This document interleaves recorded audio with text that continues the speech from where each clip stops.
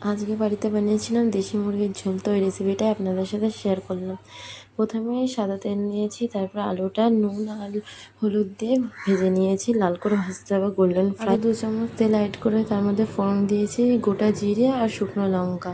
তারপরে পেঁয়াজ মাঝারি সাইজ দুটো নিয়েছি, ওটা নিয়ে গোল্ডেন ফ্রাই করে নিতে হবে। এবার কালার আনার জন্য একটা জিনিস করতে হবে, কোনো ফুড কালারের দরকার নেই বা কোনো কাশ্মীরি লঙ্কারও দরকার নেই। একটু আমি ওতে চিনি ফেলে দিলেই হয়ে যাবে, একদম খুব সুন্দর কালার হবে। আমি কোনো কাশ্মীরি লঙ্কা ইউজ করিনি, কোনো কিছু ইউজ করিনি। তো এরকম এই ট্রিক্সটা মানলে অনেক সুন্দর কালার আসবে রান্নায় আশা করি।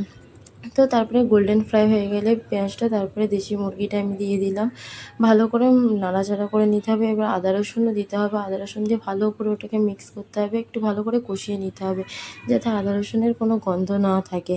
আমি তো ভালো করে মিক্স করে নিয়েছি, একটু লবণও দিয়েছি, লবণ আর আদা রসুন দিয়ে ভালো করে মিক্স করলাম। করে আস্তে আস্তে সমস্ত রকমের মশলাগুলো দিতে হবে। হলুদ দিয়েছি আমি 2 চামচ, লঙ্কা দিয়েছি 2 চামচ, আর ধনে গুঁড়ো 1 চামচ, জিরে গুঁড়ো 1 চামচ দিয়ে ভালো করে আমি কষিয়ে নিয়েছি। দেশি মুরগি কিন্তু ভালো করে কষাতে হবে, কারণ দেশি মুরগি একটু শক্ত হয়।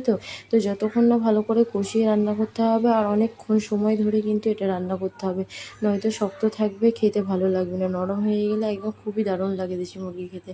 তো আজকে বাড়িতে এরকম করেই আমি রান্না করেছিলাম, বাড়ির সবাই নাম করেছে। আপনারাও জানাবেন কেমন হয়েছে দেখতে, এবং এরকম করে করবেন, অবশ্যই ভালো লাগবে।